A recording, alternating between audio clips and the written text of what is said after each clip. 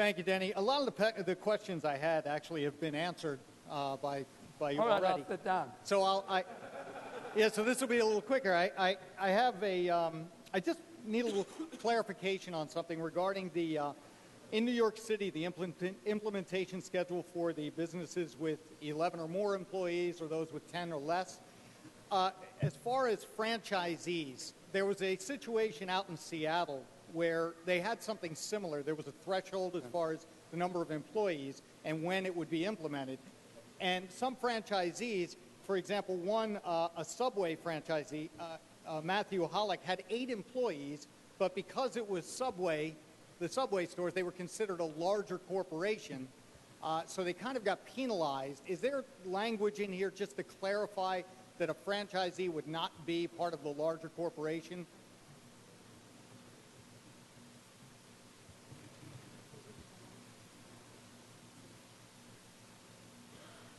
Yeah, it allows the franchise to deal only with that specific store.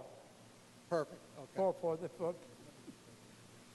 For the number of employees. So the individual store itself. Yeah, right. Okay, great. That's what I was hoping for. Thank you. Mr. Speaker, on the bill? On the bill, Mr. Murray. So some of the questions, as I said, some of the questions I had that have been answered, some were, are we providing some funding to offset the minimum wage requirements? And yeah, there have been offsets to hospitals, nursing home, health care. I see one in another portion of the budget, minimum wage increase offset for 4201, 853 Special Act, and 4410 schools. I think all of these offsets, I think the fact that we have staggered implementation, I think the fact that we have the director of the budget having the power to delay or stop any scheduled wage increase, I think the fact that we've included all of that makes it perfectly clear that we're even acknowledging this is going to have an incredible impact on businesses. And see, there is no help, there is no aid, there is nothing coming for the businesses. So where does this money come from to pay for this mandate? You know, it's funny, we have the discussion about minimum wage. Minimum wage is not $7.25, it's not $8, $9, $10, it's not going to be $15. We can put whatever number on it we want. That's not the minimum wage. The minimum wage is $0. That's the wage you're going to get if you're an employee whose company has to close down because they cannot afford this implementation. That's the amount of your wage if the company moves out of the state because they cannot afford to stay here. And see, this isn't rhetoric, this is real. Because we're not the first to talk about this. This is out west. There's several places where they've implemented this. And here's some of the headlines from out west. Los Angeles garment industry frets over pay hike. Some say $15 minimum wage slated by 2020 will drive them out. San Francisco minimum wage increase pushes shops to the brink. How minimum wage increases went bad in San Francisco, Oakland, Seattle, and beyond. And see, this touched real businesses like Abbott's Cellar, one of San Francisco's most buzzed about new Mission restaurants, is closing its doors at the end of the month, citing the impending minimum wage hike as its death knell.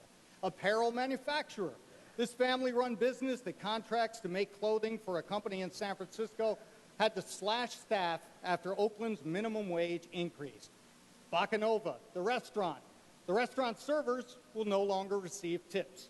California Health Institute, in a letter to the New York Times, the owner wrote, "I will be moving my 2 companies out of Los Angeles when the lease is due to renew." So you say, oh, these are all companies out west. What does it have to do with us? So I reached out to the chambers of commerce throughout my district, and I asked them to please contact some of the businesses, and let me hear from them. And I got a lot of feedback, a lot of emails, a lot of letters, a lot of texts. I had one person who didn't identify if they owned a business or anything, but one person said, yeah, I think it's a great idea, we should do it. And then I had all these. And in particular, I want to share one gentleman, John Sarno, president of, and yes, it is a funny name, the Village Idiot Pub. It's a very popular pub and restaurant in the village of Patchogue. But he says, my name is John Sarno, and I am the sole owner of the Village Idiot Pub located in Patchogue. It is vital to speak against an increase in the minimum wage, especially for small business. We have had the minimum wage increased in the past 3 years by 24%. Any increase could lead to the elimination of the tipped worker, which would in turn cause significant economic harm to our business and result in a massive disruption in an already busy industry. The system that is currently in place does not cater or help the little guy or blue-collar business owner. We are already overburdened with sales and payroll tax and now proposed increase in labor costs. Instead, they should be implementing small business tax cuts each year to offset the substantial increase in these costs. Now, the reason I'm reading this, and I'm going to read a few more, here's why. He says, this is the reason why you are an elected official, to be our voice and to be heard. And the thing that's troubling is all of these people that were emailing me and sending me these letters and emails, they're saying, why are our cries falling on deaf ears? Who will be our voice? And I'm not hearing that voice. I didn't hear it from the other chamber. I'm not hearing the voice. So you know what? I'm going to use the rest of my time. I'm going to be your voice, John. I'm going to be your voice, David Siegel from David's Shoe Emporium, who says, as an owner of a retail establishment, the increase in the minimum wage would put me out of business. The retail trade is known for taking a person with little to no skills in the employment market and giving them the experience and knowledge to either move up the ladder or as a stepping stone to more lucrative employment elsewhere. Without the low starting wages, it will hurt both the employer and the potential employee.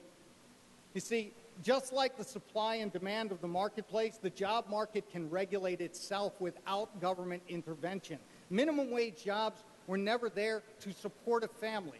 It's an entry point, not an ending point. I keep hearing these comments like, what was the one? Condemned to poverty.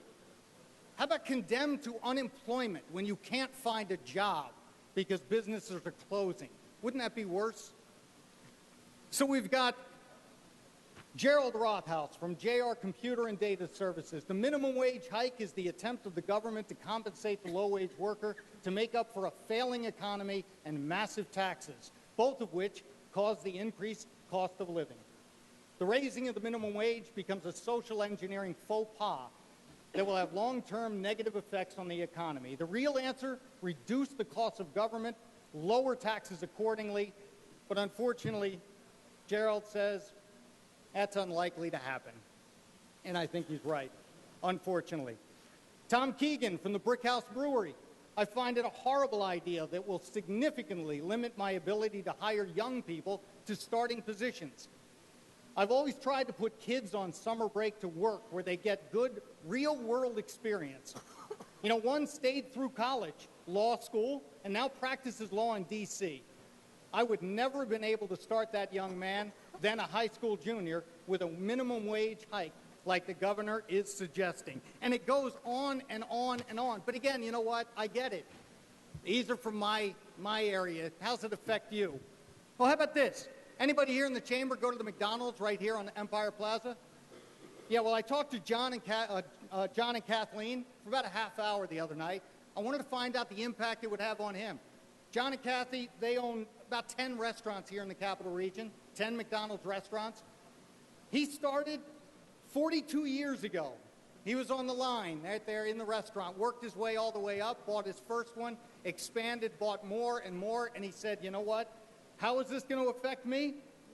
Fewer employees will be hired, reduce the youth employment, reduces cash flow. He informed us that there are 10 McDonald's restaurants here in the capital region up for sale, no buyers. And the reason? Everybody cites the same reason. Are you kidding? The minimum wage increase will kill us. No way. I asked him about automation. Is that coming? He said, yeah, it's being tested in the city right now. It's very expensive. That's why it wasn't used before. But now when they start looking at automating as opposed to this increase, it's starting to look a lot better for them. So don't be surprised in a year or two when you go down into Empire Plaza, you want to get that Egg McMuffin, you're going to just punch it into a little kiosk. There's not going to be somebody there with a nice smile and a how are you and how can I help you? No, they're going to be gone. They're going to be one making that zero minimum wage. So, ladies and gentlemen, you know, this isn't something that comes with no impact. This is going to impact businesses greatly. I mean, greatly. And the only thing that makes me happy about this, the only bright spot that I could possibly see is that little caveat there that says that the director of the budget will have the power to delay or stop any scheduled wage increase, because I think in a couple years' time, he's going to have to pull the plug really quick just to save this state and save this economy and save a lot of jobs. So I'll be voting against this, and I'm begging you, for the good of our business people, for the good of the small business people who feel that they don't have a voice, be their voice. Say no to this. Thank you.